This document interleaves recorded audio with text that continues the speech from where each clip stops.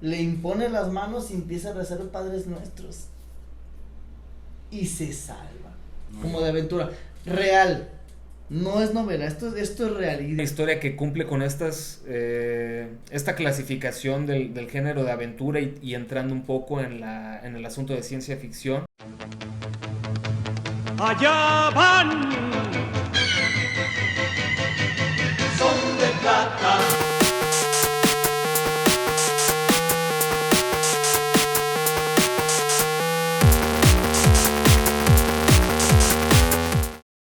Hola, ¿qué tal? Muy buenas tardes, muy buenas noches, muy buenos días. Bienvenidos a la segunda temporada de Escriturama. Pues estamos muy contentos de abrir un nuevo ciclo en nuestras vidas. Y este primer episodio de la temporada número 2, como verán, qué cambiesotes. ¿Qué cambiesotes ha habido? No saben. No te reconozco. No saben. No saben, chavos. Bueno, ha pasado mucho. Ha pasado mucho. Tanto, ¿no? Han pasado tantas cosas. Y bueno, este primer episodio decidimos aperturarlo con un tema que creo va a tener pues varios capítulos, ¿no? Porque creo que haciendo como organizando el episodio nos dimos cuenta que le cuelga muchísimo, ¿no? Y no precisamente pues, palabras limpias es lo que me estoy refiriendo. No precisamente como Sage. No como Saguiño. Impresionante. Que también nos ve. Que también nos ve, porque él está muy al pendiente de la literatura portuguesa y brasileira. A él le gustan las historias largas. Ujú. No, hombre. Que lo impresionen. Que lo impresionen. Sí, él leyó a Clarice Lispector y dijo, impresionante. Impresionante. 20,000 leguas de viaje submarino. Tranquilo. No. Lo importante es Lo importante es el camino. el camino. Es el recorrido, el trayecto. Bueno, y luego él no le batalla, pues saca un telescopio y ve más o menos. Bueno, este episodio va a tratar de la aventura. Y pues nos gustaría primeramente hacer una especie de preámbulo, como ya es el sello de la casa, ¿no? Hacer preámbulos innecesarios, pero para que nos veamos bien, para nada más echarle crema a nuestros Que no crean que nomás es pistear y... No, o sea, aquí hay rigurosidad. Esto es serio. Aquí hay academicismo. Ajá. Bueno, nos gustaría comenzar platicando acerca de el inicio de pues lo que podríamos pensar, porque no es exactamente así, porque bueno, hay muchísimas investigaciones, hay muchísimas cosas que no nos permitirían ser tan taxativos o tan como sentencioso. sentenciosos, ¿no? En que así comenzó la literatura de aventuras, pero nosotros podríamos aproximarnos exactamente a, en primera instancia, la Odisea, ¿no? Que es algo que creo que todos hemos escuchado desde que somos estudiantes en la prepa, en la secundaria. A tocar el tema de aventuras, que está muy relacionado a la forma de que se lee siempre que hay alguna campaña que fomenta la lectura. Por lo regular se dice de que con la lectura tienes como un boleto, un viaje, ¿no? Un viaje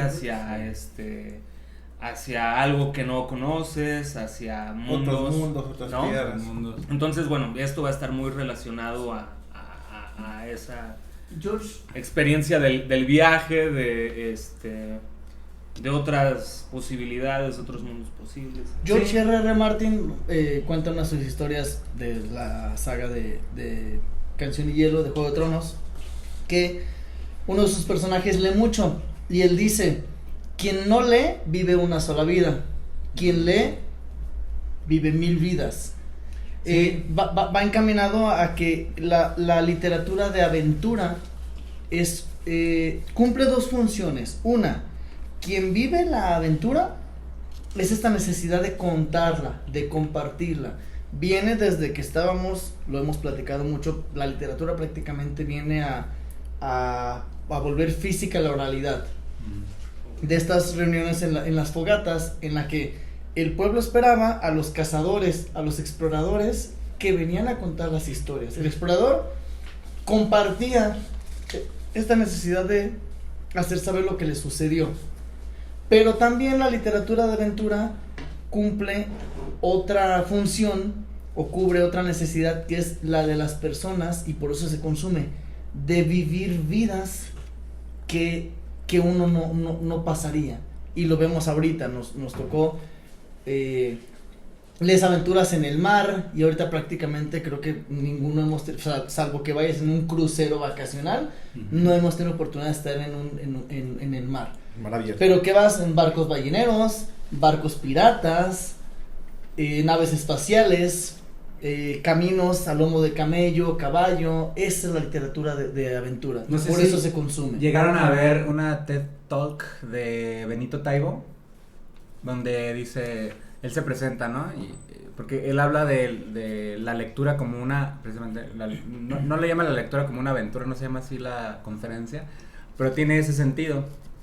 Y él dice, hola, buenas tardes, yo soy Benito Taibo, soy un niño de la Ciudad de México, ponle, ¿no? Pero también fui un pirata en no sé dónde, fui un mago que no sé qué, o sea, empieza a hacer referencias a sus lecturas, a las historias y a las lecturas que tuvo. Entonces, sí, obvio que, como bien lo dice Marco, la aventura, o más bien la literatura en tanto que aventura, pues no deja de ser una necesidad, porque había la necesidad de contar cosas que no eran parte de la cotidianidad de las personas, ¿no? Correcto. Por ejemplo, pienso en Homero.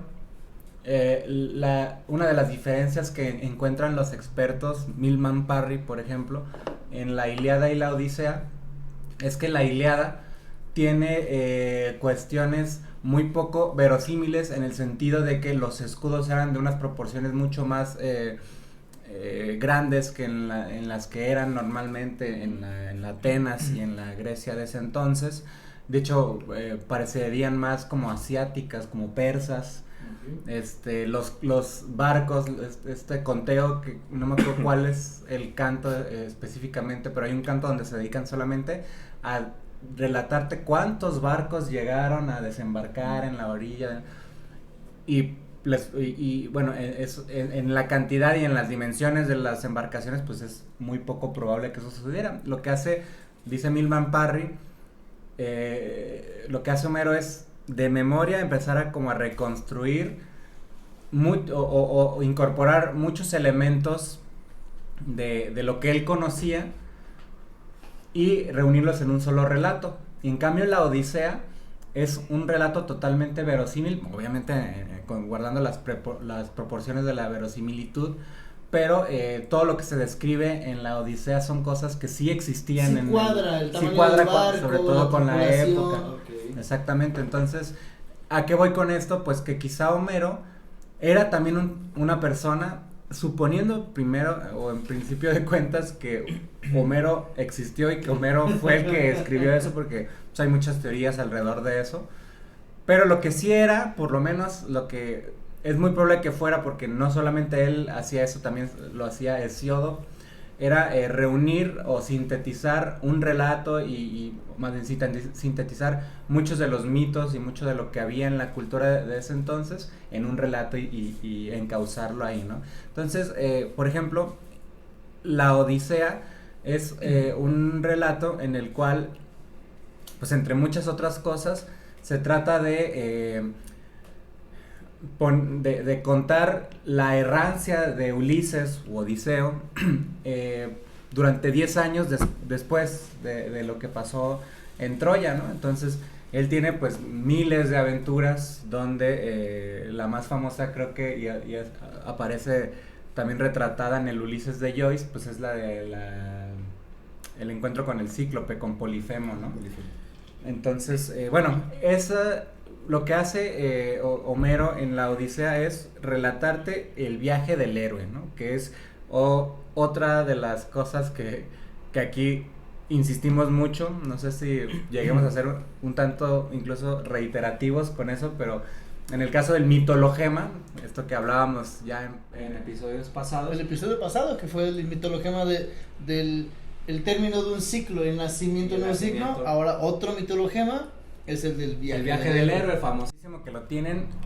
Nosotros lo podemos ver, de hecho, casi en todos los relatos que hay en el cine, en la literatura. Por ejemplo, hablábamos, no hace rato, ¿no? Que es como, ¿qué hace? A ver, ¿de qué se trata el mitologema del viaje del héroe?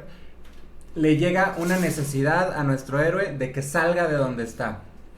Algo lo obliga a salir, porque él se rehúsa, normalmente se rehúsa. Eso lo dice Joseph Campbell en su psicoanálisis de los mitos, que se llama Las máscaras de los dioses, si no me equivoco, se llama ese libro, lo vamos a poner ya en postproducción, pero Joseph Campbell habla del mitologema del viaje del héroe, y él dice que siempre hay como ciertas etapas en ese mitologema, ¿no? Primero nuestro héroe se rehúsa a salir del sitio donde se encuentra, de la comodidad. Ulises está feliz de la vida con Penélope y no quiere salir de ahí, y algo lo obliga a salir.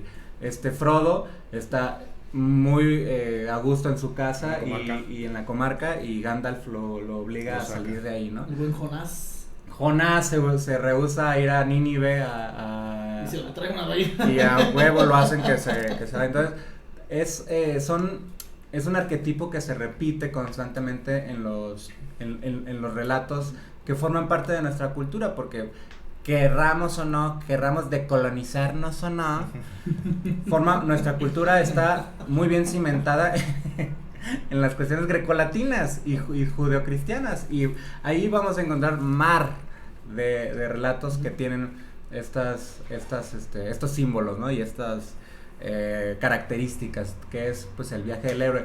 Entonces nosotros queríamos comenzar pues con la Odisea, que pensamos que es como el viaje, ¿no? Prototípico. Y el relato de aventuras, ¿no? O sea, todo lo que Odiseo vive en el camino que lleva, que también le platicamos que tiene esta línea de pronto como no adoctrinante en tono despectivo, pero adoctrinante de dar a conocer una religión. Si te cuento la religión nomás así lisa y llanamente, pues qué hueva, ¿no? Pero te le tengo que meter esta historia de aventura, que volvemos al inicio de lo que platicábamos, viene a cumplir una necesidad de la persona de tener yo que vivo simple y llanamente como mortal, de poder vivir al menos mediante el relato por un momento en mi imaginación, claro, lo que vivieron otros. Pero ese poder lo tiene la literatura desde el inicio hasta ahora. Tenemos las 1001 noches, estamos hablando de relatos que vienen de Persia, de la India, que luego llegan a Persia y se alimentan, y luego pasan a Arabia, se realimentan, pasan en la traducción a Francia, se alimentan aún más y van creciendo, pero son estas aventuras de personajes que van teniendo. Y que al final de cuentas era lo primordial, digamos, en esas literaturas es la oralidad, porque esas historias pasaban de boca en boca por medio de los bardos. Eso ayuda a que las 1001 noches, que es una recopilación, digamos, de muchas historias que estaban por ahí populando, que tenían una vida propia en oralidad, se encontraran y tuvieran algunas semejanzas, digamos, con la Odisea. Esa aventura donde Odiseo se enfrenta al gigante Polifemo, que es un cíclope, se enfrenta también Sinbad en las mismas condiciones con otro gigante. Ya no tiene un solo ojo, no es solamente un cíclope. ¿Qué ocurre con las 1001 noches a diferencia de la Odisea? La Odisea está unificada por una voz que es la de Homero, que bien dijiste, no sabemos si existió o fue un conjunto de personas, no se sabe, ¿no?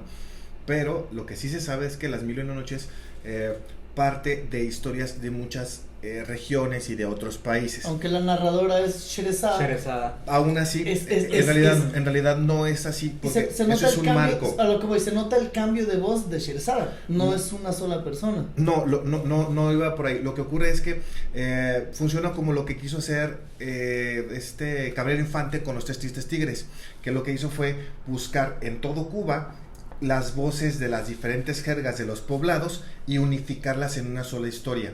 Y aquí, por ejemplo, si nosotros ponemos a hablar a una persona que reside en Oaxaca y luego lo contrastamos con la jerga del norte, a eso me refería.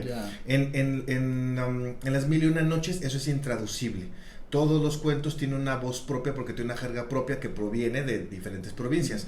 Sherezade en realidad es un pretexto literario nada más, es cómo enmarco todas las historias. Y el marco, bueno, pues ya lo saben, la princesa Sherezade quiere cuidar o dejar de tener un rey que está asesinando a las personas. Ella se ofrece, se queda con él y todas las noches le cuenta una historia que queda inconclusa.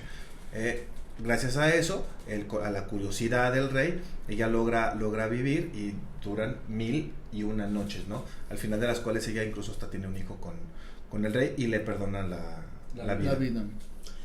Sí, yo creo que ahí lo fundamental, o sea, tanto en la Odisea como en las 1001 noches es esta tradición oral, como dices, ¿no? Es una tradición milenaria con respecto a la aparición de la literatura en ese sentido, ¿no? O sea, todo, pues el trabajo, por ejemplo, de Homero, que creo que, no sé si tú coincides con eso, creo que es lo más probable, o sea, que realmente más que él ser el constructor o el autor de todas esas historias, tiene que ver con historias que ya se conocían en esos momentos en Grecia, por ¿no? mitos.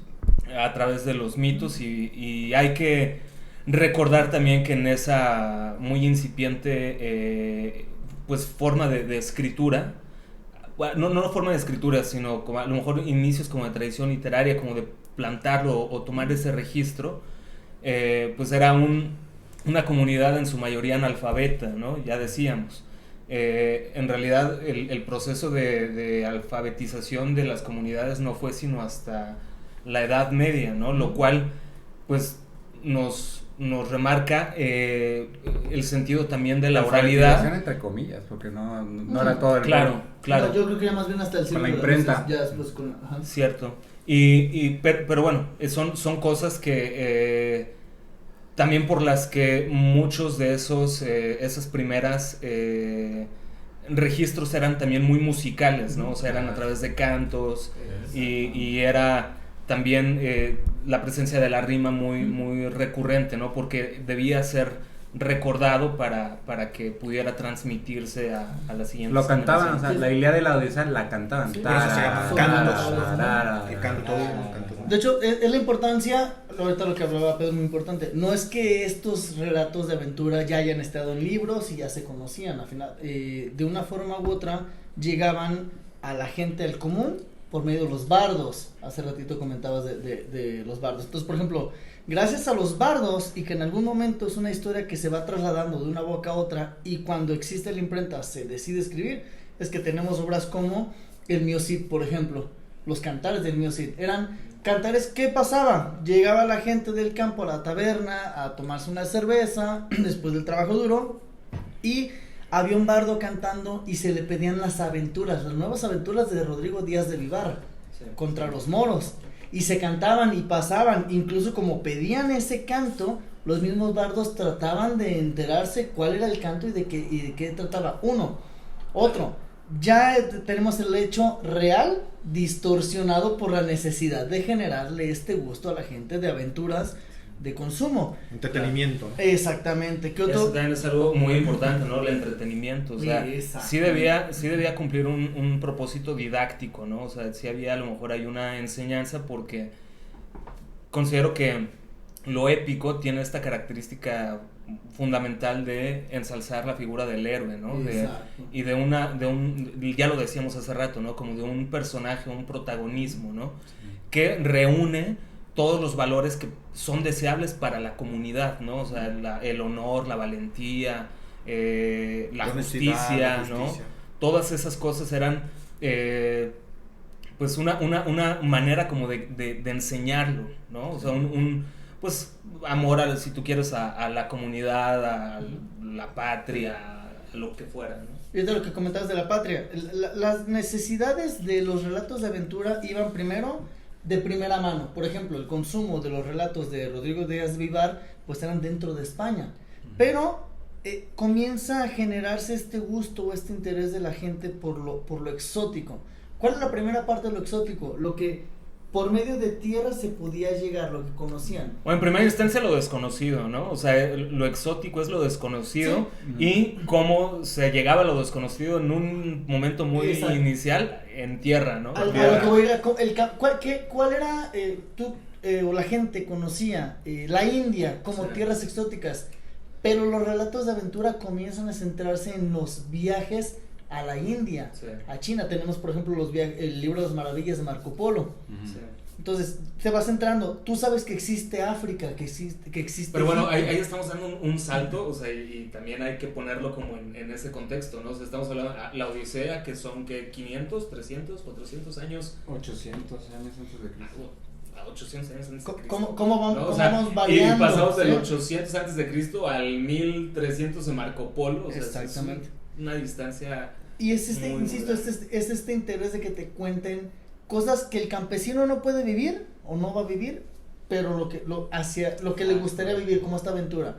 Mi punto era, vamos trasladándonos de lo que pasa en España y le interesaba que cantaran los bardos españoles a que me cuentes a lo que sucede en la India, a lo que sucede en China, en Egipto. A raíz de eso comienzan a hacerse estos relatos, ojo, primeramente y meramente verbales.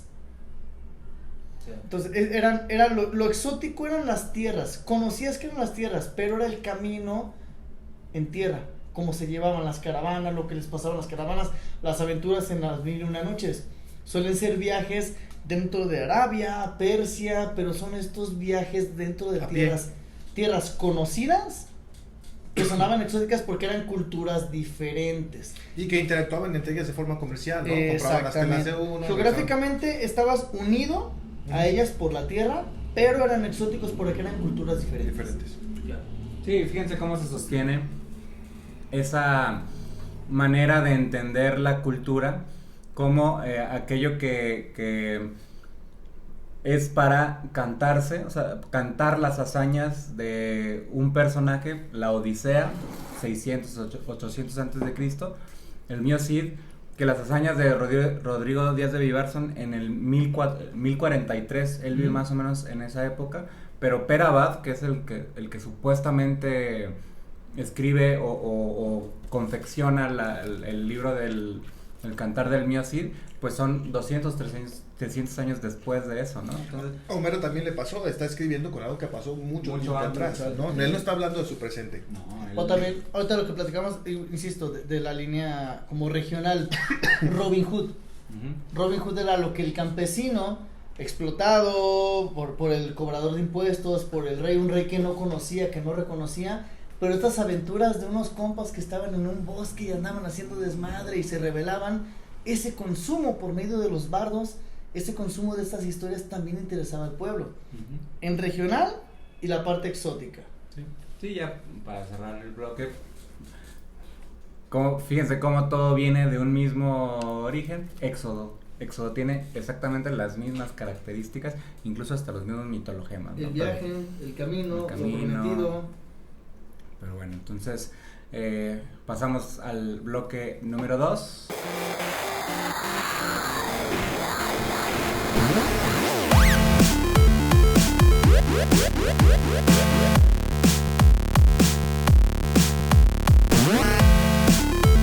Bueno, pues en el bloque anterior hablábamos sobre la parte de las aventuras, que lo exótico era lo que se llegaba en el camino por medio de tierra. Pero en 1492, por si no lo han visto en la primaria, ¿Qué pasa? ¿qué pasa? ¿Qué sucede en 1492? Cuéntanos. 1492 viene a suceder un acontecimiento que no solo revoluciona la historia, la geografía, la economía, sino también la literatura, que es el descubrimiento de América. ¿Por qué lo revoluciona? Porque la aventura no solo es el camino por tierra a llegar a un lugar exótico, que sabían que existía, pero lo exótico era como, o la aventura era como llegar. América, lo que representa para la literatura de aventura es este camino a lo desconocido, encontrar algo totalmente nuevo, hacia donde Sí, no es que ahí la conocíamos. literatura se hacía en el viejo continente, ¿no? Exactamente. Porque venía un poquito de Oriente con las 1001 noches y así. Entonces, ahora sí que la historia supera, o la realidad supera a la ficción. Tenemos relatos históricos que sin problema podrían pasar como una historia de aventuras de literatura, como por ejemplo la conquista de México. Lo tenemos en las cartas de relación de Hernán Cortés, donde Hernán Cortés le cuenta al rey, primero a Carlos V, luego a Felipe VII, todo lo que va viviendo, cómo va avanzando, le va escribiendo desde ciertos puntos de la conquista de España, de la Nueva España, y lo que va sucediendo. Posteriormente tenemos a un Bernal Díaz del Castillo con la verdadera historia de la conquista de la Nueva España.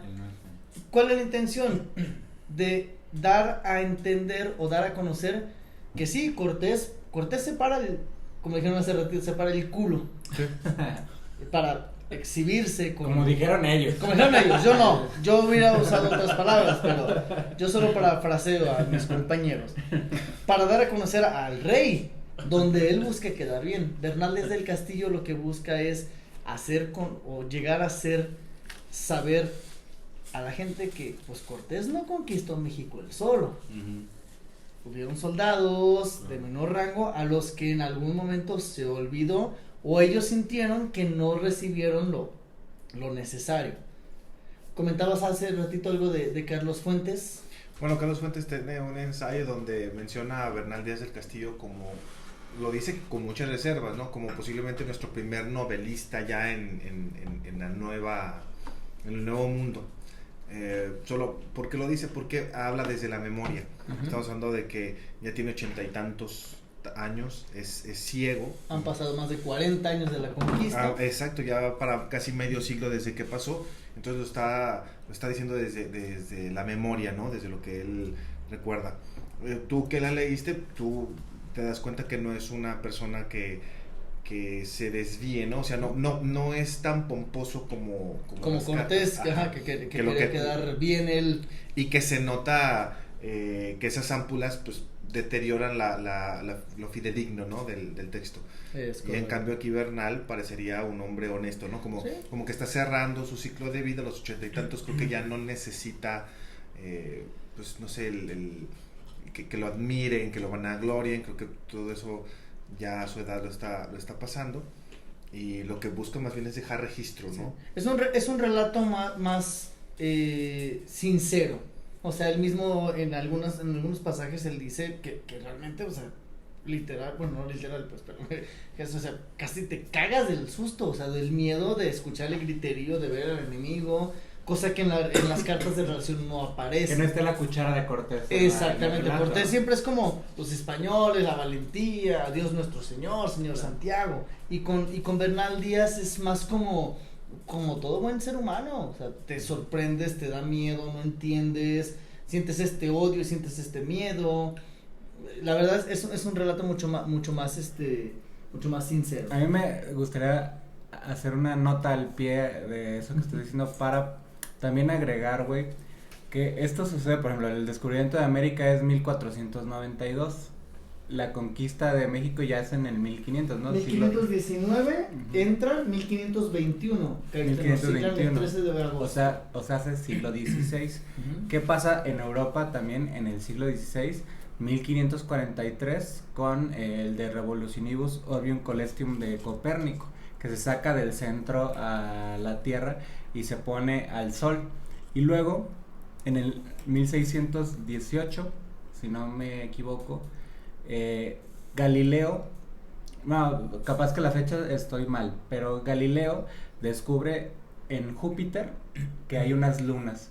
¿Y eso qué quiere decir? Que hay cuerpos que no orbitan solamente a la Tierra como nuestra luna, sino que orbitan a otros cuerpos, como es el caso de las lunas de Júpiter. Vas debatiendo la parte geocentrista.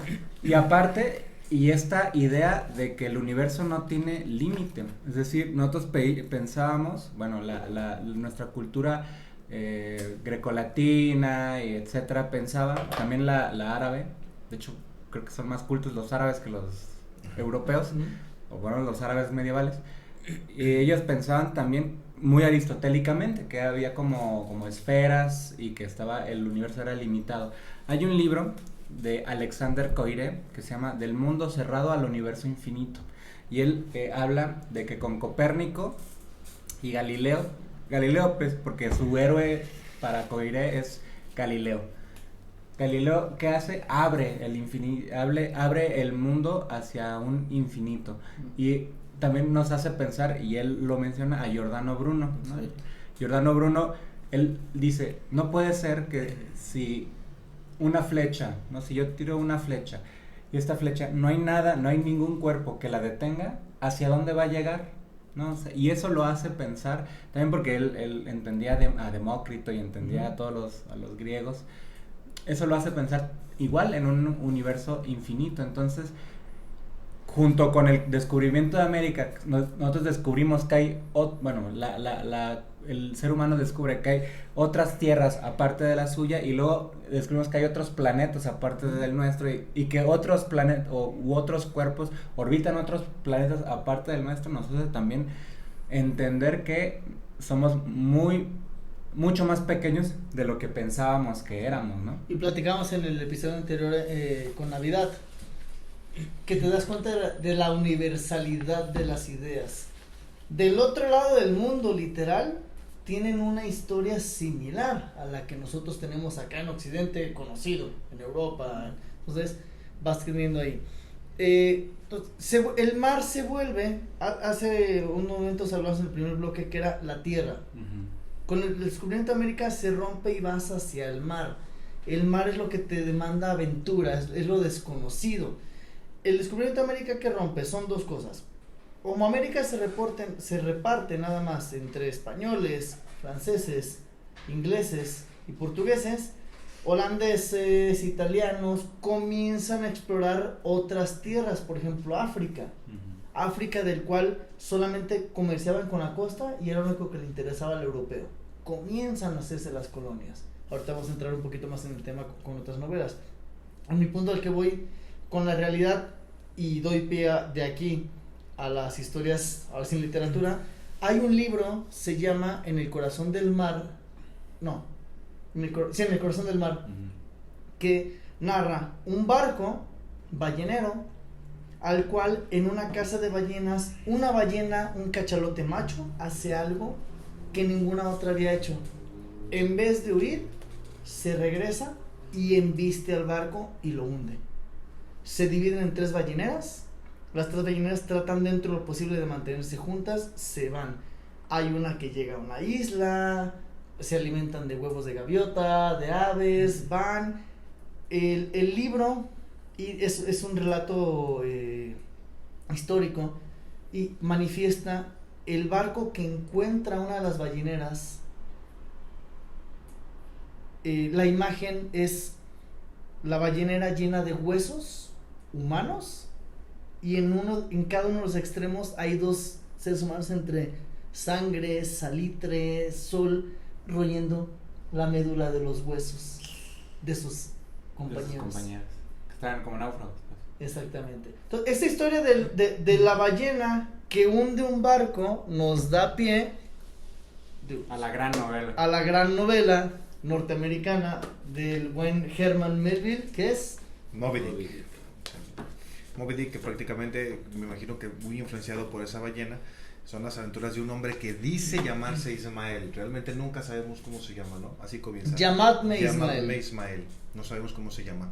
Y Ismael dice que siempre que permanece en tierra y el tedio le llega, va y se precipita a las aguas, no busca embarcarse. Las embarcaciones de entonces, las balleneras, las que buscaban este aceite de las ballenas, duraban años. O sea, te embarcabas durante años. Y la novela habla de una peripecia en busca no tanto del aceite. A medio camino él se da cuenta que el capitán tiene un saldo pendiente con un animal, no es una venganza. Es un hombre que está trastocado, que tiene una idea de la venganza, del odio, de la ira, y que va en persecución y se olvida completamente de lo que era la verdadera objetivo, ¿no? Que era ir por el aceite. Ha sido muy caricaturesca, ¿no? de cómo debe de aproximarse a Moby Dick, ¿no? Como una, no sé, hay por ejemplo un catálogo de ballenas, Sí. Y se ha como edulcorado un poco Moby Dick a lo largo de los años como para hacerlo más próximo a la literatura juvenil. Ujú. Mi comentario va en ese sentido, pues de que creo que no está en ese rubro. No, Moby Dick, volvemos a la misma línea de lo que quieres aspirar. Moby Dick, Herman Melville, es un ir y venir, transitar entre la historia de Ismael como narrador en un barco ballenero que está muy botana o está muy chido porque Ismael es el narrador, pero en realidad el personaje fuerte, el personaje que capta es el Ahab. protagónico es Ahab. Es Ahab, el capitán, De que hecho, tiene una cuenta pendiente. se llama Moby Dick, pero creo que debería haberse llamado Ahab, ¿no? O sea, tal vez perdería mucha fuerza porque al final de cuentas lo exótico, otra vez la aventura, fue jalada por Moby Dick. Porque aparte es Moby Dick o la ballena blanca. O la ballena blanca, así es. Entonces, tiene esta línea del barco del Pequot, lo que sucede ahí, Ahab es un personaje que tiene una fuerza impresionante. Sí, creo que es uno de los mejores personajes de la diálogos, la forma de actuar, la forma de mirar, de a dirigirse, la tripulación. de vivir, ¿no? Incluso permanece durante mucho tiempo en su camarote, pasan meses y nadie sabe de él, nadie sabe quién carajos es el capitán. Pero cuando aparece, Tormenta, sí. dice, era un hombre que parecía un rayo que estaba cayendo. Y ojo para las personas que nos están viendo y lo vayan a leer. También se van a encontrar con que en Moby Dick está sucediendo la historia tal cual, pero el autor, el buen Herman, hace cortes para explicarnos cuestiones de anatomía. Bueno, ahí sigue siendo Ismael el que está hablando. O sea, más bien Herman Melville hace que Ismael tenga el gusto, la pasión por ser didáctico. Es una intención didáctica. ¿Qué nos explica? ¿Cómo es una ballena? ¿Cómo es la cola de ballena? La alerta dorsal. ¿Qué es el esperma de ballena? Que era la grasa que tenía el cachalote en la cabeza. ¿Cómo se extraía la grasa de las ballenas? ¿Cómo era un barco, una lancha ballenera? Hay un momento donde dice cómo pintaban a las ballenas en la antigüedad. Y exactamente. ¿Cuál es el punto? Para los suscriptores. Ahorita todo mundo puede abrir ballena y conocemos un cachalote. Hay que tener en cuenta que cuando se escribe Moby Dick, poca gente tenía acceso a qué era una ballena, cómo era una ballena. Entonces, la intención de Herman Melville al hacer este tipo de cortes pueden parecer pesado porque cortan la historia, sí, pero hay que leerlo entendiendo que va dirigido a que el 90% de la población no sabía cómo era una ballena. Nos puede parecer ilógico ahorita porque tenemos a la mano información. Y que por lo demás creo que eso alimenta mucho al personaje de Ismael, ¿no? Un hombre como Ismael está obsesionado con la aventura, con justamente el exoticismo, la investigación. E incluso durante su novela desdice a muchos científicos de la época, ¿no? Dice, hay personas que dicen ser especialistas en la ballenero y nunca dejaron su escritorio, ¿no? Y él alega, yo Ismael, yo estoy aquí, yo de primera mano te estoy diciendo que las ballenas son de esta forma. Entonces creo que eso sí puede parecer pesado si uno está buscando simplemente que corra la historia, pero creo que la revitaliza, ¿no? Porque de alguna forma te sitúa en lo que en ese entonces tenía al alcance del conocimiento humano. Exacto. Entonces tenemos el mar teníamos antes lo exótico en la tierra, ahora tenemos el mar como un mundo de posibilidades. Se abren a novelas como Conrad, por ejemplo, con En el corazón de las tinieblas, que como les comentaba, la colonización de América viene a desatar la colonización de África, un continente que no le había importado prácticamente a Europa y se comenzó que solo estaba como situado en las costas, ¿no? En las costas, ¿cuál era mi interés? Llegaba, me traían marfil, yo les pagaba y me iba. Viene esta intención de, pues ya no tengo tierra allá, oye, y si en África hay oro, pues vámonos dando hacia adentro, a ver, no. Por eso es el marfil. Corazón de las tinieblas, ¿no? Es un viaje por ríos hacia adentro. Por el río del Congo, a literal, lo que era el Congo belga, el corazón de África. Donde estamos acostumbrados a los elefantes en la estepa, pero había elefantes de selva, gorilas, rinocerontes, todo eso generaba marfil, tenía luego después fue el caucho. El ricino también. Entonces, es esta colonización que viene a raíz del mar, va la aventura. Ahora, tenemos una concepción, platicabas eso, me parece muy interesante, platicaba Alfredo en alguna ocasión, que es la forma de ver el mar. Para el europeo, el mar es la aventura. Para el americano, el africano, el mar es la desgracia. El mar viene a traer el mar. Lo que viene del mar es lo Lo malo. que viene del mar Es es lo que causa daño. Eso viene de un ensayo de Ignacio Padilla, que en realidad pretende hablar sobre el mar en la literatura latinoamericana. También ya quiera, Padilla, ¿no? ya hay mucho aparecido. Sí. No, y que ahorita creo que va a aparecer también una recomendación en los libros. Pero él habla de por qué está la ausencia en el mar, o más bien en la literatura latinoamericana está la ausencia del mar, cuando está muy presente en el antiguo continente, ¿no? En el viejo mundo. Pues sí, se supone que para los habitantes de América, el mar es un enemigo. O sea, no es la esperanza de conseguir algo fuera de, sino el enemigo que viene por medio Bueno, es del que mar. también la realidad es que en Europa tienen una tradición de navegantes Hacia afuera, ¿no? hacia mucho, afuera. Los mucho mayor, ¿no? vikingos, A lo mejor la Inglaterra. exploración no era hacia esas zonas, pero son no sé, por ejemplo, los ingleses pues tienen una tradición de No, y aquí también se salía y se pescaba, pero hablo de que antes de que comenzara... No, pero me refiero, o sea, entre los mismos europeos también había... Lo que pasa es que Europa está como encapsulado en el mar, ¿no? O sea, está encapsulado en el mar, ¿Atlántico? No, en el Mediterráneo, Mediterráneo. ¿no? Entonces... Lo exótico era el Atlántico. Era el Atlántico, Era- exactamente, lo o sea, que exótico era ya el mar abierto, porque lo Hablábamos- demás estaba ahí encapsulado. Hablábamos entre las tierras. de Roma con Julio César explorando la Britania, Sí. saliéndote de las costas. No, desde los vikingos, ¿no? O sea, Los vikingos claro. posteriormente Pero, llegando y por es ahí. que a eso también me quería ir, o sea, son una cultura navegante, pues sí, no mames, imagínate, vives en el 1200, en Noruega, cabrón, no hay nada Y no más se que da nieve, nada. conejos Cabras. congelados, que ya ponte a calentar esa madre. Güey, ¿qué haces? Pues vas y exploras, ¿no? Y incluso la España conocían Marruecos y conocían, o sea, los griegos conocían Egipto, pero obviamente eran potencias que estaban debajo suyo, que sabías que pues, si cruzabas el Mediterráneo, pues ibas a llegar a encontrarte con güeyes más bravos que tú, con mejor cultura que tú. Egipto era el granero de Roma. Si a Egipto se cortaba la línea con Egipto entre Roma, Roma padecía hambre porque no tenía acceso a los trigales. Exacto. Porque en Roma no se daban los trigales que se daban en Egipto. Sí, o sea, y lo dice muy bien, o sea, encapsulado. Exactamente.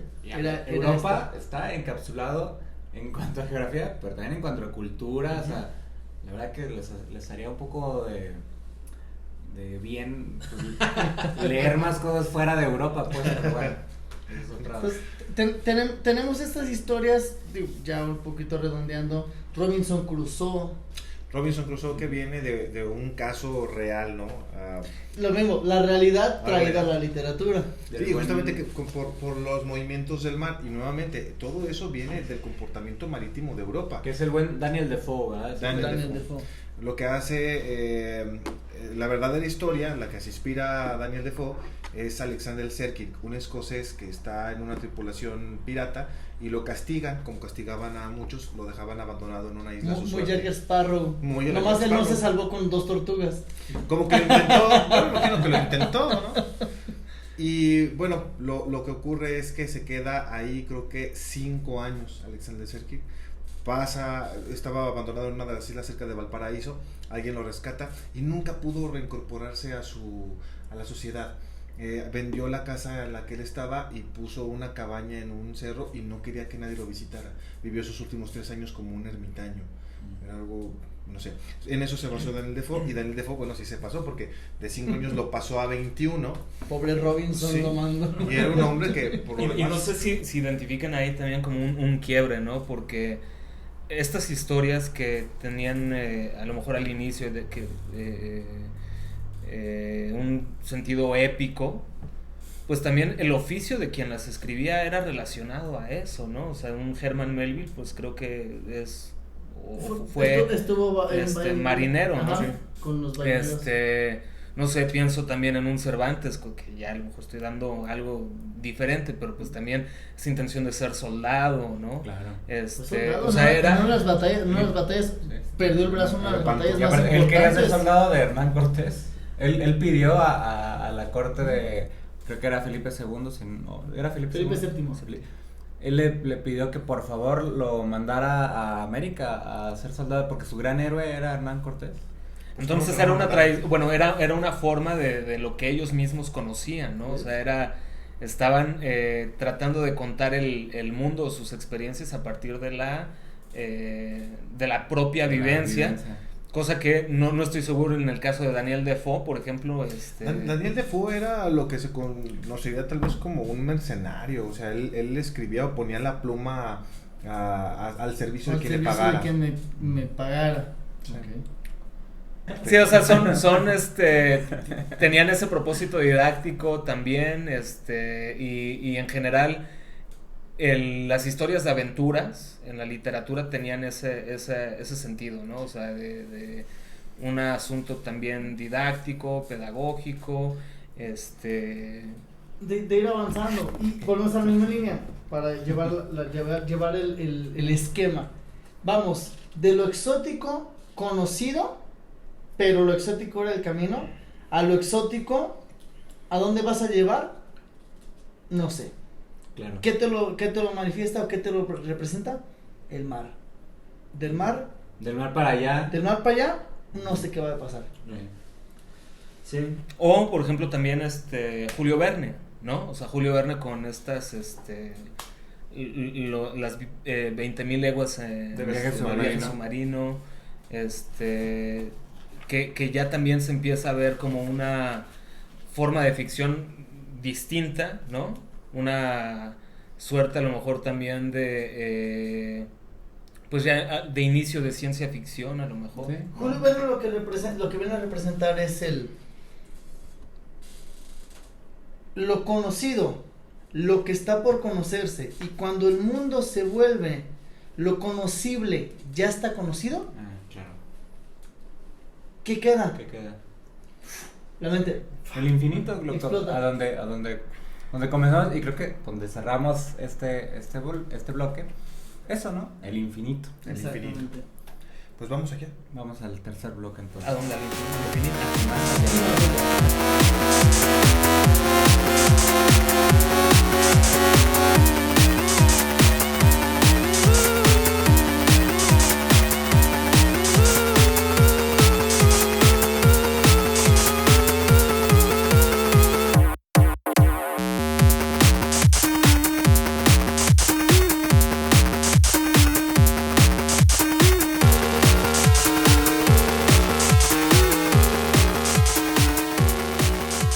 Bueno, pues en el bloque anterior hablábamos de que cuando lo conocible se vuelve conocido, parecería que el género de aventura Se iba a agotó, morir, parecería, se agotó, ¿no? ya no hay más. Pero eso a la literatura le hace un boom. Eso a la literatura. Unas tres, ¿no? Unas tres. ¿Qué Manos le faltaron. ¿Qué Porque camino coman gato. Lo que hablábamos en un principio. Ellos son los finos. Entonces, ¿qué le queda a la literatura? Dos caminos. Uno, volver lo cotidiano una aventura.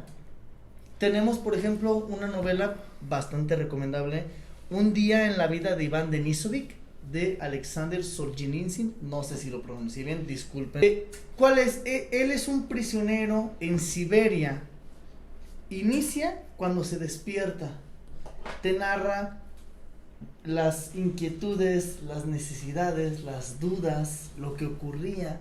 Se van al campo de trabajo, regresan, comen, se apaga la luz y se duerme. Es un día, pero es una novela con una narrativa impresionante. están a 36 grados bajo cero y te hace sentir esos 36 grados bajo cero. No por nada ganó el Nobel. Lo rechazó. Eso también está bastante interesante. Eso ya lo es para chismecito literario. ¿Él lo rechazó? Lo rechazó, no se paró. No, pero que no se pare, de todos modos se lo dan. No, Lo rechazó. pero O sea, él Es no que lo según yo recibió. solamente hay 2 personas que lo han rechazado y no era él. Sartre es uno y eso fue por Y decisión. Bob Dylan. No, Bob Dylan. Ah, no, No, Bob Dylan nada más. Ay, perdón. No, el otro Perdón. fue el gran literato. Gran literato Bob Dylan. un ruso también. De hecho, Ruso. fue obligado por no fue él. Él no fue porque era una recriminación de Occidente de avalar el régimen de Stalin. ¿Y él era en contra de Stalin? Estuvo con políticos, con literatos en campo. Él estuvo en un gulag. De hecho, otra de sus obras cumbres es Archipiélago Gulag. Son 3 tomos. Sus experiencias en el gulag. Boris Pasternak. Mm. El del doctor Chivago. Ah. Según yo solamente era Sartre y él. Este güey no se paró. O sea, este güey fue como. Pero se cuenta, si no te Chido, paras, de pero- todos modos te lo dan. Pero pues. Sartre por mamador, ¿eh? Sí, él decía. Porque, güey, a Sartre se le puede recriminar que viene en contra de Occidente, pero nunca dejó de vivir Pero no, en países ¿qué le decía? capitalistas, Se hubiera cabrón. ido Entonces, bueno, es un solo día. La narrativa es deliciosa. Este güey tiene una forma de narrar impresionante. Archipiélago Gulag también es una narrativa, es más propia, es como un diario que él lleva, lo divide en 3 tomos, pero vale la pena. Te da una idea impresionante de lo que eran los campos de trabajo. Ciudades en Rusia actualmente, Sochi, por ejemplo, cuando fue ahorita lo del mundial. Luego también hubo unas olimpiadas de invierno. Sochi fue una ciudad que se construyó a base de trabajo y la vida de la gente que iba a los campos de trabajo. Ay, como Es- Qatar. Haz de cuenta. Entonces, ¿qué le queda a la literatura? ¿Vuelvo lo cotidiano interesante o la mente es el universo, la mente Ahora, es el infinito? Que Hay intentos, lo ¿no? bello de la literatura, cabrón. Hay intentos de hacerlo interesante, lo que ya de por sí era interesante y fracasan, ¿no? Como La Reina de Saba. La Reina de Ujú. Saba de André Malraux, que había en ese entonces ganado recientemente el premio Goncourt por su novela La condición humana. Y bueno, fue como subsidiado por un periódico para que hiciera un viaje con intenciones no antropológicas, ¿cómo se dice?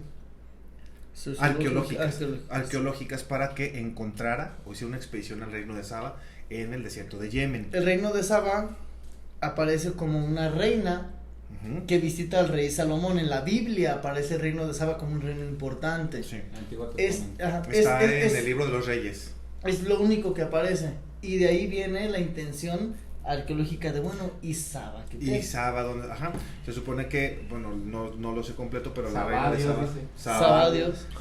Saba el día- Chiste para la cama. Fue la reina de Saba a visitar a Salomón. Dice las Sagradas Escrituras que no tuvieron ningún contacto carnal y sin embargo, cuando ya regresó, pues ya regresó. Estaba buscando la palabra. Una palabra menos Para dura. no decir. Cargada. Cargada. Entonces, Ya- van ya a ser peleé. en barandales. En Barcelona. En Barcelona. Ándale. Ya. Regresó. La en reina, Barandales. ya venía cargada Cargada, güey, no. del hijo de No, David. De unos cachorros, güey. De David, que bueno, fue heredero del rey Salomón y que no le gustó como el patrimonio del padre, agarra la alianza el arca de la alianza y se la regresa a Saba, donde él hace pues ya una dinastía que muere hasta el último emperador. Pero Se puede rastrear según los arqueólogos hasta Etiopía, ¿no? hasta Que- Etiopía. Ah, Que hay una sobre comunidad Etiopía. de judíos en Etiopía. Es correcto, De sí. Etiopía cruzaba a Yemen, a la península Sí. arábica, que era Saba, el reino Saba. Y lo que es la reina de Saba, el libro que creó André Malraux, es como una especie de bitácora de viaje, donde él quiere revivir esto que acabamos de pasar en el bloque 2, la época de la expedición, la época de ir a los lugares ignotos, de revivir la historia, lo cual es francamente un fracaso. No tiene ninguna contribución a la ciencia, a la búsqueda, a lo arqueológico. Pero de verdad que es un ejercicio muy bueno si se quieren acercar a André Malraux y a sus pasiones. Entre ahí como las curiosidades es que para el viaje él quería como piloto al escritor del Principito, ¿no? A Exupéry, y me lo batearon. Y lo mandaron al cine. Ahorita que comentabas para darle la palabra, antes de entrar como al punto de la literatura, De la explosión. regreso a lo cotidiano. Por ejemplo, ahorita platicabas la parte histórica, arqueológica. Entonces, una son las historias de Lovecraft, que se centran mucho en esta línea de los templos antiguos, Egipto, todo este rollo. Pero también, y me van a platicar ustedes porque yo no lo he leído, para que los auditores también se interesen, pero hablábamos e iniciamos con el Ulises, y hay un Ulises del buen Joyce. Que se cumplió el centenario en el 2022. ¿De qué trata el Ulises de Joyce? De la vida. Hablamos de Sí. un día de Iván Denis. Es igual, es un día de Leopoldo Bloom. Leopoldo Bloom están en Dublín, Ajá. y lo que hace es un día en que sale de su casa y regresa, pero lo que hace Joyce es jugar con la idea del viaje de Odiseo. En este caso lo caricaturiza, o sea, se burla de Leopoldo Bloom. No es el héroe, Es no toda el la protagonista. odisea en un día en Dublín. ¿Qué es la literatura? Hacer lo cotidiano algo contable, algo que valga la pena contar. Bueno, yo creo que no tenía esa intención de hacerlo algo contable, güey. O sea, creo No, que... No, sí. no, Sus- algo sus contable es pretensiones eran algo distintas. leíble ya es otro pedo.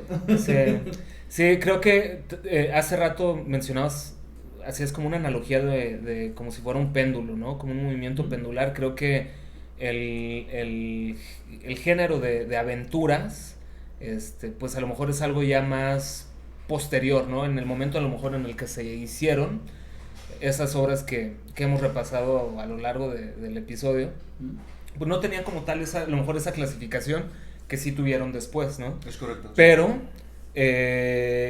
lo que digamos comparten muchas historias es que la manera en la que se escribían no era tan preponderante la parte de lo mejor como psicológica o interna del protagonista o del individuo, sino era algo Pura acción.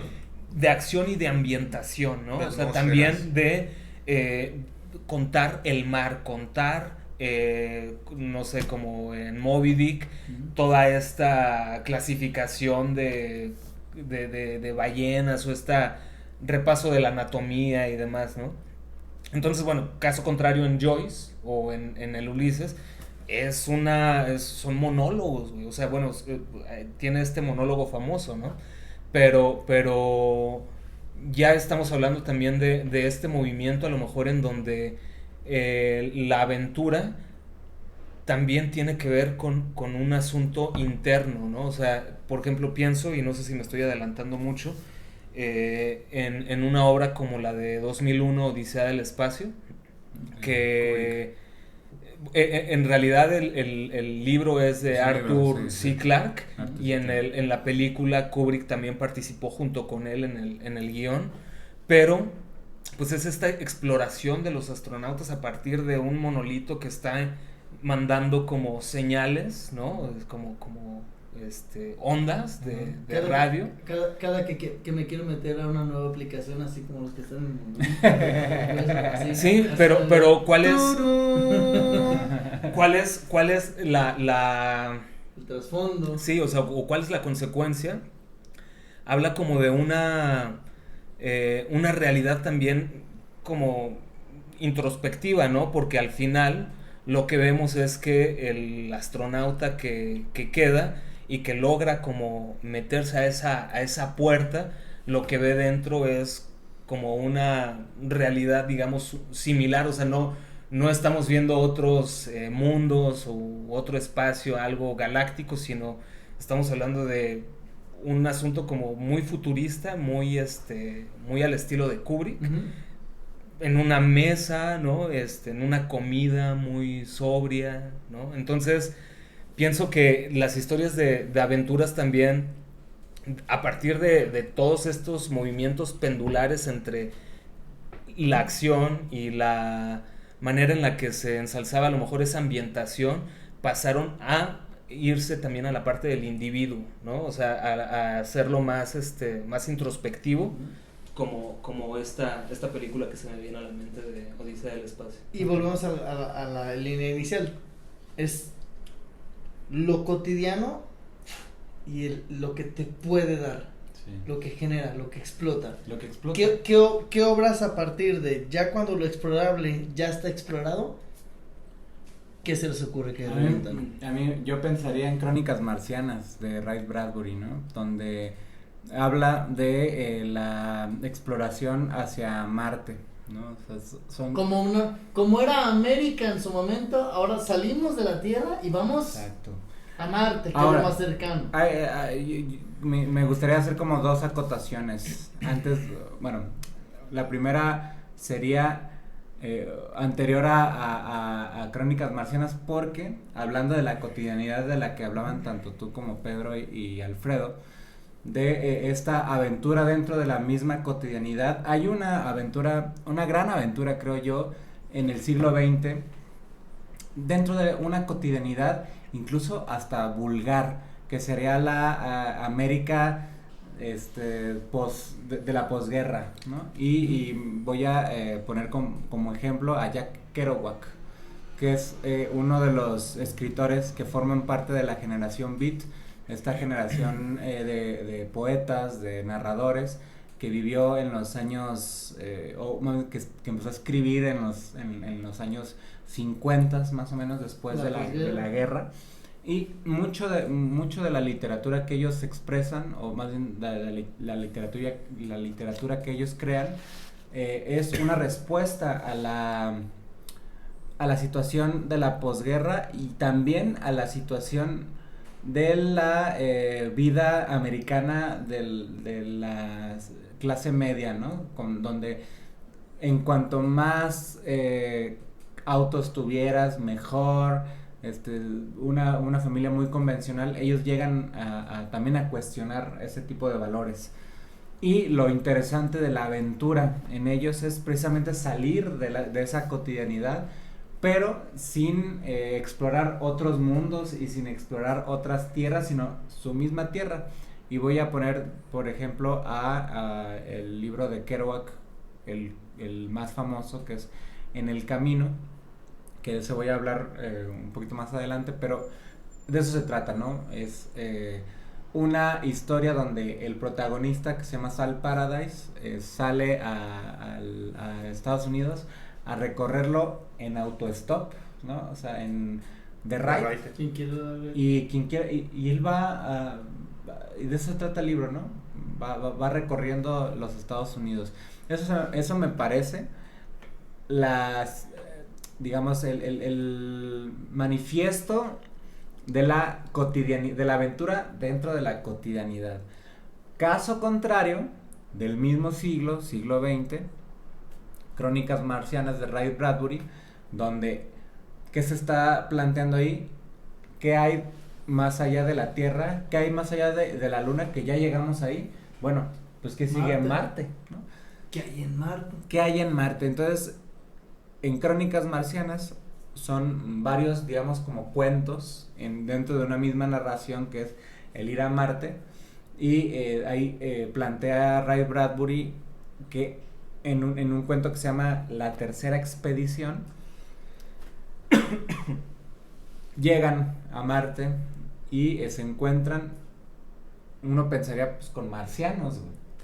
Y resulta que no, y se encuentran con sus seres queridos que fallecieron, güey.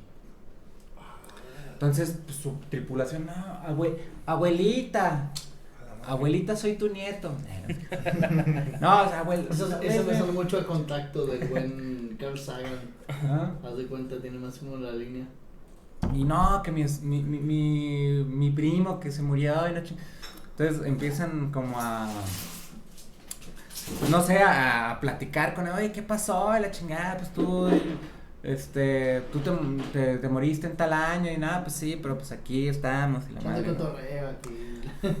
Y un escritor argentino que se llama Fabián Casas dice en un episodio de Café Chejo que La Tercera Expedición se trata de un cuento contra la nostalgia, güey. Y creo que tiene mucha razón, güey. ¿Por qué?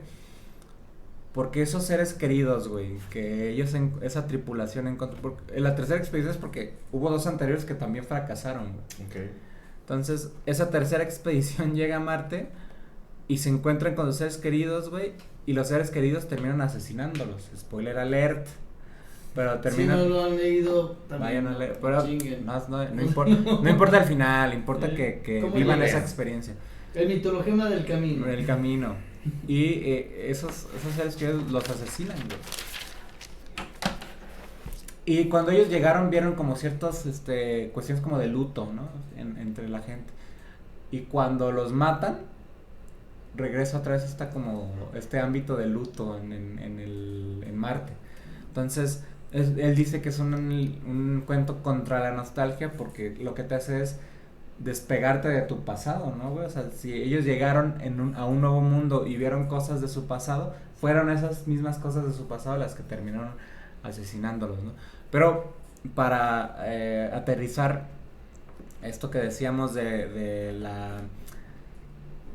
ir hacia un infinito, pues de la cotidianidad de la que hablábamos antes, pues ahora el llegar al otro lado, a lo desconocido. ¿Qué es lo desconocido? El espacio. Otros planetas, exacto. Sí, y ya como, no sé si ya no tiene que ver obviamente con la literatura. Yo hace rato saqué lo del cine, ¿no? Con Odisea del Espacio. Pero si lo ven ahora, ¿cuáles son las digamos, ajá, exacto, ¿no? Las películas que se hacen pues tienen más o menos este modelo, ¿no? También son cosas a lo mejor más digeribles. Pienso por ejemplo también cuando pensamos en el género de aventura en el cine, pues reúne todas estas características, ¿no? O sea, reúne las características de ser enfocados en el héroe, ¿no? Enfocados en también la ambientación, en el vestuario. En lo que no podemos vivir, que otros sí. Sí. Y los atributos del héroe. Los atributos del héroe. Pienso, no sé, por ejemplo, todas esas películas hollywoodenses, ¿no? De guerra, en donde los gringos son los que sobresalen o los buenos, ¿no? Y todas las ideas contrarias, exacto, pues son los malos o son el enemigo, ¿no? Entonces, pues creo que ha sido un género muy rico para iniciar a los lectores, ¿no? Para interesarlos, sobre todo por esta exploración que pudiera significar, ¿no? O sea, por el conocimiento hacia otras posibilidades, hacia otras realidades. Entonces creo que es una muy buena invitación para eso, ¿no? Como para explorar, para... Es un buen acercamiento. De las primeras lecturas que nos recomiendan o que nos ponen en la universidad, no, en la prepa, en la secundaria, Julio Verne, el padre de la ciencia ficción. De la ciencia ficción. Entonces, tienes Julio Verne que explora el mar, el espacio, la tierra, el fondo de la tierra. Sí, pero fíjate que son creo que un poco, no por decir que ya son obras muy viejas, o sea, creo que sin duda si nos acercáramos a la obra, pues encontraríamos un montón de cosas, pero creo que ese ejercicio de encontrar cosas es como una labor ya más...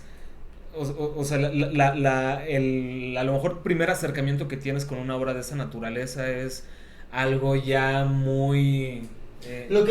Vuelvo a un punto. O sea, por ejemplo, ahorita platicabas... Sí, o sea, situándolos a lo mejor en el contexto, como decías, ¿no? O sea, en el contexto pues ya no significa tanto. Viaja al centro de la Tierra. Claro. Ya ves, desde la primaria ves la formación de la Tierra. Entonces creo que todas estas novelas también ejercían para, pues... muchos escritores una poderosísima influencia, y no es casualidad que muchos de ellos pues tomaron todas las obras de aventuras para interesarse en esa exploración de mundos, ¿no? Ahora creo que es un tanto más difícil, o sea, ahora toda esa exploración la tenemos pues a veces lastimosamente en otros formatos como son el cine, y no por decir que es O las algo series. menor. Por demeritarlo, ¿no? No, o las series, pero sí es, a lo mejor la búsqueda es más o menos similar, pero ya el formato en el que queremos verlo, pues ya es un tanto distinto, ¿no? No sé. Y pues para cerrar el tema, Tus libros ¿quieren recomendados? Empezamos de allá para acá, de allá para acá. A ver, no, te cedo Échale. lo que pienso, lo que me invento algo, güey. Bueno, pues yo les quisiera un poquito regresando a la realidad que supera la ficción, como dicen. Les recomendaría, no lo encontré, no lo tengo aquí, pero se llama el libro Naufragios de Alvar Núñez Cabeza de Vaca. Él sale en una expedición con Pánfilo de Narváez hacia la Florida, buscando la fuente de la juventud. Ya de ahí ya está cabrón. Entonces, parte para allá, el barco naufraga. Se salvan de milagro una poca tripulación allá en Florida, más o menos, estamos hablando de Tampa Bay, por ejemplo. Llegan ahí, se separan y los van matando los indígenas norteamericanos. Los van matando y solamente dejan vivos a Alvar Núñez Cabeza de Vaca, a otro compañero y a un negro, un esclavo negro. ¿Por qué? Por su color de piel. Los dejan vivos, los acompañan. Él manifiesta, es como un diario, va como narrando. Él manifiesta pues que son indios o indígenas muy, muy pobres. ¿Por qué? Porque pues venías de las historias del Perú, pirámides, oro, plata. En México, igual lo mismo, Moctezuma, la opulencia. Pues llegas a tierras más al norte donde pues eran nómadas, no guardaban riquezas, tenían poco oro. Él lo considera pobres. Entonces, pues van ahí sobreviviendo, lo va platicando, y llega un momento en el que, pues casi como de hoy, pues estos güeritos nomás tragan, pero pues no aportan.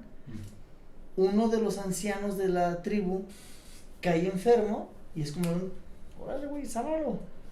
Pero yo, ¿por qué? Por tu color de piel. Ellos eran culturas que le daban un valor energético a la piedra, totémico, a la piedra. También hay También hay gente que le da un valor energético a la piedra bien En cabrón. Ecatepec, Se roban los también muy totémico, güey. los conecta. La piedra y el cristal. La piedra los Por lo conecta. regular. La los piedra conecta. filosofal. Fíjate, volvemos a la misma línea, como la aventura No, cae de lo ya cotidiano, ves. Es el péndulo, es el divertido. de lo totémico a un foco. Ahí está el mitologema del foco. El mitologema del foco. El Pokémon. Era como esta línea, tú por ser de un color diferente tienes una fuerza. Cúralo, culero. Entonces, el vato está bien cabrón porque dice, güey, yo sabía que si el güey se moría, entonces le impone las manos y empieza a rezar los Padres Nuestros. Y se salva. Despierta el indio. Bien. Hasta el otro man dice, güey, hasta yo me cagué. No mames, lo curé. Se genera una historia, una reputación de médico brujo. Ya él va aprendiendo a hacerle la mamada, cascabelitos, calabacitas con piedras y va curando gente. Él siempre buscando cultura occidental, algún español. Sabía que en algún lugar de aquella pinche vasta región había algún europeo. Llegó a Florida. El primer europeo con el que entra en contacto es lo que en aquel momento era San Miguel de Culiacán. Camina desde Florida hasta Sinaloa. Atraviesa la Sierra Madre Oriental, la Sierra Madre Occidental y se encuentran unos compas en Culiacán. Fierro, parientón. Yo digo fierro. Entonces, este camino, recomendación, Naufragios de Alvar Núñez Cabeza de Vaca. Va. Como de aventura. Real. No es novela, esto es real. Y de ahí pudieron salir Miles de historias. Bueno, lo que no es ficción, es del escritor que vuelvo y vuelvo y vuelvo a él. No me digas quién, Ignacio Padilla. Sí. ¡Ay, qué sorpresa! Sí, güey, sí. ¡Qué sorpresa! No me lo Pero- esperaba. no lo voy a venir. lo No, voy de a veras, venir. no se imaginaban. Bueno, qué bueno que lo sorprendí. La novela se llama La Gruta del Toscano. Ah, sí, es Ignacio Padilla. Sí. No. Sí, La Gruta del Toscano es una ficción basada en la idea de haber encontrado la cueva que va hacia el infierno, ¿no? En el primer canto de la Divina Comedia hablan sobre cuáles son la frase que está inscrita. Voy a quitar esta madre de aquí, güey, porque no creo que la vayas a quitar con... Pero te lo va a quitar con un beso. Con los dientes. Con la lengua. En edición le pongo un beso, ¿no? Es la frase de la entrada al infierno. ¿Quién- la encuentra él. Quien quiera entrar, abandone toda esperanza. Esa. Y está escrito en un lenguaje que él no domina, o sea, los expedicionarios no dominan, pero hay un hombre que es un protagonista que es un Sherpa. Pasang Nuru Sherpa tiene un don de lenguas, es una novela fantástica, que al verlo identifica el lenguaje, lo puede decir, y entonces a raíz de eso, él se vuelve el guía hasta la puerta del infierno, de la puerta dantesca, de expediciones. Son expediciones que en lugar de ir hacia arriba, que era escalar, era lo lógico, eran hacia el descenso, ¿no? Son expediciones de varios países. Hay un tributo al Principado de Ruritania, una tierra imaginaria en la literatura, pero que tiene, no sé, creo que el carácter de la exploración está muy vigente y que sobre todo es una novela muy nueva. O sea, en comparación con todo lo que estamos hablando, esta novela no tiene ni 7 años, yo creo, ¿no? Entonces la aventura se vuelve al infierno. Al infierno. Es el bajar al infierno. Muy dantesco. Sí. ¿Dante de cuándo fue? Dante es 400. 1312. Estamos hablando de como 900 años después. Una muy buena. Bueno, Dante siempre va a estar presente en casi todo lo que la gente haga, ¿no? Güey, la aventura al infierno, no mames. Yo tengo una aventura mucho más terrenal, como ya había dicho antes, Silvia Plath. No es Plath, es Alexander Pizarnik. Pizarnik. No, esta es Jack Kerouac. Lean En el Camino de Jack Kerouac, está publicado por Anagrama. Muy mala traducción, la verdad. Creo que Anagrama cuando No es cierto, Anagrama. No, tú patrocínanos. Tú sigue. Tú Señor Anagrama, traduzca bien. Anagrama, suéltala. No, ¿sabes qué pasa con Anagrama? Que siento que las traducciones Son muy peninsulares, ¿no? gringas, pero si anagramas es la leche. O sea, Jack Kerouac diciendo que Está muy guay. joyas y cosas así, a veces me hace como medio raro, ¿no? Pero En el Camino de Jack Kerouac es una novela No lo tengo. que habla de un tipo que se llama Sal Paradise. Dice, yo inicié mi viaje cuando me separé de mi esposa, ¿no? Entonces él se va a viajar por los Estados Unidos, a conocer los Estados Unidos, pero esa Norteamérica profunda, ¿no? De las pinches montañas de Wyoming, entonces, y todo lo hace, como decíamos en el bloque anterior, bueno, no en por autostop. Y lo que él narra, pues, es lo que él vive en los trenes, en los automóviles de gente que iba a cierto destino y él se sube con ellos, o rentan carros para ir de un punto a otro. Y lo interesante de la novela es que Kerouac escribe con una máquina de escribir y un rollo que él va pegando, va pegando las hojas y él va escribiendo sin detenerse. O sea, él no usa comas, no usa signos de puntuación. Como pues, Saramago. Como Saramago, pues, pero es corrido, ¿no?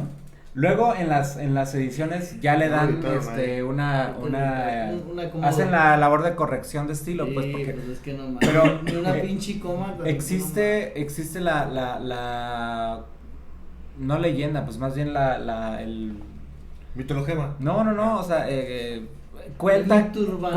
quien Cuen- recibió la ese- gente cuenta. Ajá, quien recibió ese mamotreto, porque la verdad, eso es en el camino, es un mamotreto, o sea, es una cosa, un ladrillo de experiencias que no tienen, que parecen como, de hecho él, Kerouac decía que él escribía como tocaba el saxofón los Jazzistas. los de jazz del bebop, ¿no? O sea, como Y sin da palabra, detenerse, palabra. Entonces, él entrega ese mamotreto al editor. Dinero, ¿no? y el güey dice, o sea, ¿cómo quieres o sea, qué quieres que haga con esto? Esto yo ni siquiera lo puedo corregir. Thomas Wolfe, ¿no? También padecía algo similar. Es que hay como una tradición, ¿no? En eso. Norteamérica. Y bueno, total que no me acuerdo cómo se llamaba la editorial, era algo de Lighthouse, no me acuerdo cómo era. El editor se llamaba, se apellidaba Ferlinghetti, se apellidaba Ferlinghetti. Y él es el que publica todos los de la generación Beat, pero en el camino pues, trata eso de un güey que se lanza a viajar por los Estados Unidos igual que Ulises, ¿no? O sea, él va a conocer las carreteras A recorrer. De hecho, la No, traducción también- debería ser en la carretera, no en el camino, o sea, Claro. porque él está hablando de todo lo que vivió en las trayecto. carreteras de Carreteras, los Estados tal cual. Unidos. Y bueno, en el camino de Jack Kerouac, está Ujú. publicado por Kerouac. Anagrama. Y yo, pues, además de lo que ya dijeron, creo que no habría mucho que agregar. Yo, la verdad, venía pensando más en cosas así como que tuvieran que ver más con el cine, con historias Que también. que ya son más recientes, ¿no? Seguramente cosas que ustedes ya conocen y es de dominio. Por ejemplo, recientemente pues sacaron esta versión de Dune, que es una trilogía. Yo la verdad los libros no los he leído, pero fue una película que me interesó ya hace algunos años cuando empecé como a meterme más en las películas de David Lynch. Dune es esta trilogía que pues muy muy vasta, que no recuerdo el nombre del escritor, pero pues fue, no sé, como por ahí de los 60 a lo mejor que se escribió esta obra. La película, pues yo creo que esta versión a mí me dejó pues satisfecho. Creo que puede ser también un buen pretexto como para revisar la película que David Lynch hizo, que por falta de presupuesto pues ya no siguieron las otras dos como parte de la trilogía. También un comentario ahí medio como de curioso es que esta película de Dune, que pues está clasificada también como este género de ciencia ficción, le pidieron a Alejandro Jodorowsky que se aventara ese trabajo. Y al final también por un asunto de presupuesto, no estoy seguro que fue bien lo que pasó, pues no se llevó a cabo y la llevó a cabo David Lynch, ¿no? Entonces eso por un lado. Por otro, una historia también que ha sido muy... ¿Es Dune? Dune, de Dune. Duna, D-U-N-E. D-U-N-E. Ok. Checar la película. Ok. Otra, creo que también una historia que cumple con esta clasificación del género de aventura y entrando un poco en el asunto de ciencia ficción y cómo esta promesa de que la ciencia iba a salvar a la humanidad es Un Mundo Feliz de Aldous Huxley. En donde también tenemos la figura de un héroe que en este caso pues es alguien que se rebela contra el orden establecido, ¿no? Con el salvaje, que podemos ver a lo mejor similitudes en películas como por ejemplo la de Ewan McGregor con la ¿cómo se llama esta? ¿Se acuerdan? Ewan McGregor y creo que es Scarlett Johansson, La No Isla, sabía, pero se llama La Isla, busco. creo. Bueno, son películas que creo que cumplen con este sentido de aventuras, en donde se ensalzan valores de valentía, también de una forma como de cuestionar el orden establecido en busca de justicia, de remarcar individualidad y demás asuntos. Entonces creo que podría ser Dune, la película, Un Mundo Feliz de Aldous Huxley. Muy bien. Muy bien. Pues bueno, esperamos que este primer episodio de la segunda temporada de Escriturama les haya gustado. Fue aventura. Los invitamos a vernos y seguirnos en el canal Apatía TV en YouTube, Escriturama. Tenemos videos anteriores y que nos sigan en redes sociales tanto en Facebook como en Instagram. Instagram es Escriturama, Escriturama el canal, en Facebook. Y Facebook Escriturama. Por Y de favor, paso a Apatía TV. Y Apatía TV que estamos... sigan el canal de Apatía TV. Que ahí es quien nos aparecemos. produce, es nuestra casa productora. Ahí aparecemos. Entonces, muchas gracias. Los esperamos el siguiente episodio 2. Y pues Segunda temporada. La segunda temporada. Gracias. Muchas gracias.